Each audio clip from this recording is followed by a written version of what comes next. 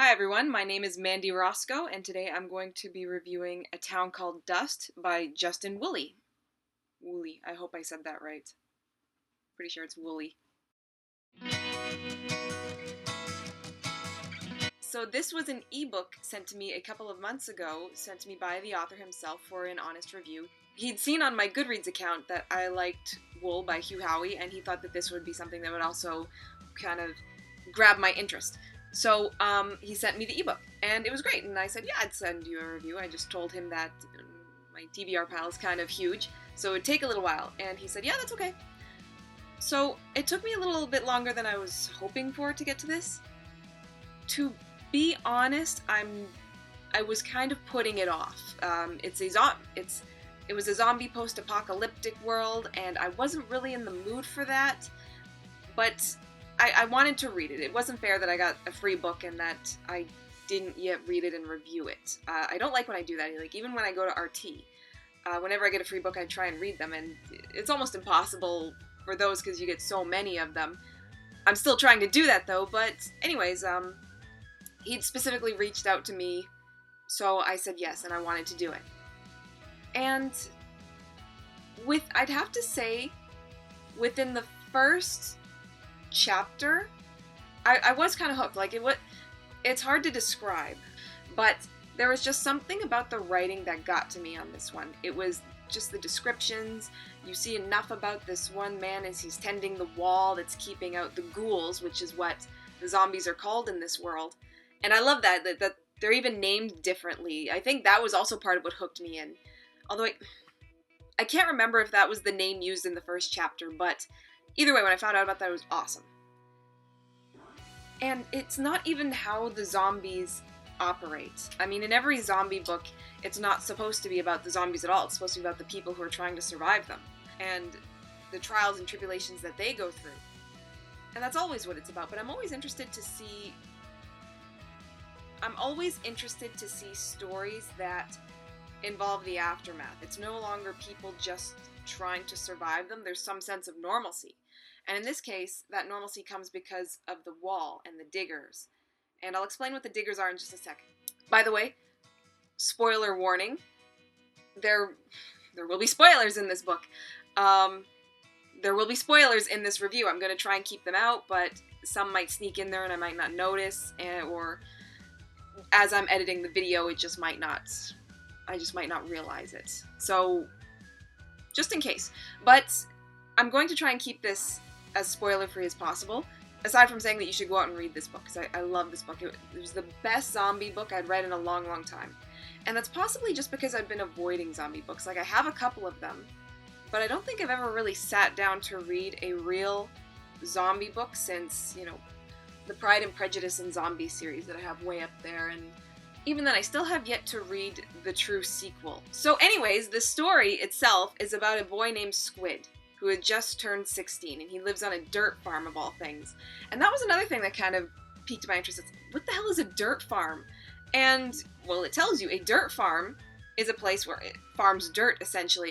It tends the soil in a way that stuff can actually grow in it. Like, the farmers need the dirt that comes from the dirt farmers, because the dirt farmers dig under the dead earth far, far down enough, and then they pull it all up, and then they fertilize it, they get it ready, and they sell it to farmers, because that's the soil that is needed to grow their food. So, Squid's uncle calls it the most important of the common jobs when he's called out by one of the diggers for saying that it's the most important job in all the territory. But yeah, it's interesting. So there are dirt farms in this book, and I like that. It just seems so interesting and just such a neat detail as to the world. Like, they're living in basically almost a desert world. And in fact, I think it is a desert world. And the zombies themselves, they aren't running around crying out, brains, I must eat your brains. It's nothing like Plants vs. Zombies or even in The Walking Dead, I'd have to say. And I'm not even really caught up on The Walking Dead. I think I watched 2.5 seasons of that, maybe 3 seasons. And then I just kind of watch it along with my brother and sister-in-law whenever I'm at their house, because they have all the seasons. But they're nothing like that. They're not necessarily searching for blood and brains specifically. What they're looking for is moisture, because everything is so dry and dead in this world, in this post-apocalyptic land where everybody's living. So the ghouls themselves are people, and if you get bitten by one, then you turn like any other zombie book. But the interesting thing is, the diggers themselves, they're essentially knights trained to hunt down any ghouls that get into their territory, or I assume they go out past the wall, because I can't remember, but I wasn't getting the impression that too many ghouls actually get through the wall, because the wall is very heavily maintained.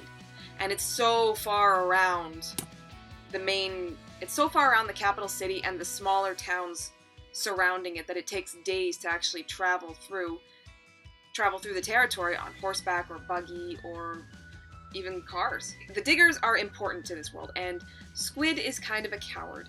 He has never really left his uncle's dirt farm before, and he's treated pretty badly by his aunt and uncle, which is kind of a trope that I like ever since Harry Potter, because that sort of gives him a reason to want to leave. It's not just, it's a boring life and he's yearning for adventure. It's a real reason to want to better himself, because he wants to be away from these people. And he even tried to run away once, and he made it all the way to the wall. He had to turn back, because where else would he go? Well, one day, his uncle takes him into a town called Dust, which, aptly named, I guess, because it's all desert surrounding it, and they're going to the fair to sell all of his soil that they just tended.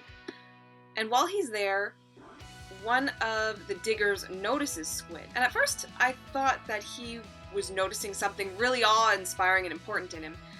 But it turns out he noticed Squid's intelligence, and that plays a role later on in the book. And he basically conscripts Squid into the diggers to become an apprentice, which, much to the annoyance of his uncle, who then has to go home without him. So he's basically brought to this giant stone building. It's literally carved out of stone and almost hollowed out on the inside, so big that Squid, when he's inside of it, feels like he's outside. And he's brought into this place with all these other boys, and they're trying to become apprentices, and they have to know what the diggers need for their armor, how much it all weighs, how to put it all on them, how to clean it, how to tend to it, because the diggers are the warriors. They're the ones who are keeping track of where the ghouls are. They're the ones who need to learn sword fighting and how to kill off the enemy, because they're the ones expected to defend the territory. So the apprentices are there to basically make sure that the diggers have no problem ever.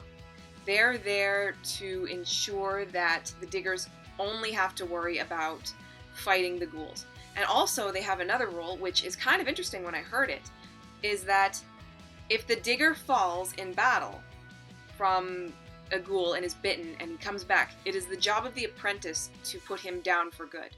They're given basic sword fighting lessons, but that's about it. Next character we get onto is Lynn Hammonsburg. I think that's how you pronounce that? Hammonsburg? Lynette Hammonsburg is the name, I should say, if I'm pronouncing that correctly. She is the daughter of a very wealthy and respected general, I believe, if I'm remembering that right. And he is killed, and she is forced to join the Sisters, which is the religious organization in this world. And she does not want to be there. She believes they are cruel and that they shut down anybody who dares to question their narrative, which I thought was also very interesting. It's another world where the most dangerous thing in your immediate vicinity is not the ghouls or the zombies. It's what you would normally expect in the real world. It's people who have too much power and have too much moral authority, basically. And the leader of the Sisters, Patricia, she is pretty bad. Yeah, this is where I don't know if I should be giving spoilers or not for this story, but basically, I loved it.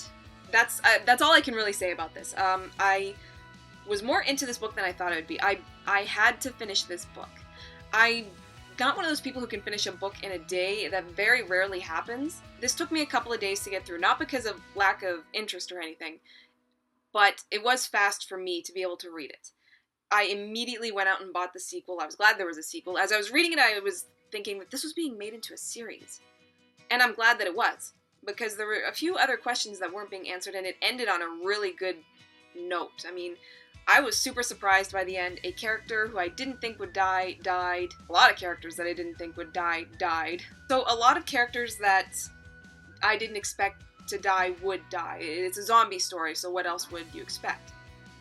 Basically, Squid and Lynette go out to find something called a vaccine, which the administrator, the man in charge of all the territory, believes might be some sort of weapon that could destroy the ghouls for good. Patricia, the head sister, I guess you could call her, the high priestess. It's been a couple of days since I've read this, but yeah. She does not want this to happen because according to prophecy, it will be Squid who will bring about the downfall of Alice, the name of the capital of the territory, basically. I was definitely pleasantly surprised by this book. I'll try and put the cover of it somewhere. Where am I? Somewhere up here, if I could figure out how to put a cover up on a video later. But I would definitely recommend this one. I wouldn't call it post-apocalyptic because it wasn't dealing with the immediate after effects of losing your world. This world already existed. It had ice cream parlors and coffee shops and the place called Tarbucks. I don't know if that was just because he couldn't use the name Starbucks or if it was just, people hundreds of years down the road, that's what they remember of Starbucks. Like the name was the S was gone, so they just continued to call it Tarbucks and it stuck. But again, these things are only in Alice. Everything surrounding it is very much poverty and falling down disgusting buildings and dirty people, dying people, just that sort of horrible situation to live in. So anyway, I would definitely recommend this book. Either pick it up on paperback or ebook. I got the ebook version, it was great. I kind of want the paperback version now though, just because I want it for my shelf. Like, I was super impressed with this. The writing really pulled me in. The story itself really pulled me in as I was waiting for Squid to finally get up his courage and do something, which he does eventually, even though there are some parts in there where you're kind of disappointed and kind of wondering what he's doing, but that's his character growth. So it's perfectly acceptable to look beyond a couple of those things, and even then you find out later that it wasn't really what he was doing. It looks like it's going to shape up to be a great series. Again, I love the writing. It definitely pulled me and it held my interest. I think it was just something that I was looking for in my books, and I'm also kind of half hoping for... This is the romantic in me. I'm kind of half hoping for a light romance, if ever at all, between Squid and Lynn. Though she is the stronger of the two. She's been training to become a digger her entire life, but women can't be diggers. They don't really give a reason why. I kind of assumed some reasons, but it's more or less implied that it's just because girls can't be diggers. Oh yeah, and another thing that was amazing about it was even just the way the ghouls died. And the way that they changed. You see one character changing into a ghoul in the book, and a tear is shed on his skin as he's changing, and the skin just soaks up the tear because moisture, that's what they want. They want moisture. So when the ghouls are fighting the diggers, or just anybody, you see them trying to stick their hands into people's mouths, trying to get the moisture of the saliva, or into people's eyes, and that's why they bite on your skin, and trying to get at the blood, they just want moisture. And of course they get stronger after they've fed, is what they say. But if you get them when they're weak and they're slow, I don't know if this is for all ghouls or just the older ones, but I'm pretty sure in there, I read a couple of times that a digger or squid would chop his sword and get the arm off of a ghoul, and it would just disintegrate into dust and just kind of like fly away. Like sparkling butterflies, I think was the description. I definitely want to go back to this world. I just have to finish up some other books that are on my TBR pile. And yeah, then I can get to this one. And I have one more book that I need to be doing for the reviews that I promised. I had 3 books that I promised reviews for. A Town Called Dust was the second one. The first one I didn't review because I'm a writer. I don't like giving negative reviews. It wasn't a bad book by any means, but it was just one that I couldn't give a 3-star or higher. And I don't want to put that on a Goodreads or Amazon page. I don't want to mess with their rating. So I left that one blank and let the author know, and I have one more book to get through. If I really like it, I might do a YouTube review, but for now, A Town Called Dust by Justin Woolley. It was awesome. It was a great take on the zombie story, and aside from that, it was also an excellent futuristic, post-dystopian, I should say, teen story. So definitely check it out, and thanks for watching, and I'll see you later. Bye.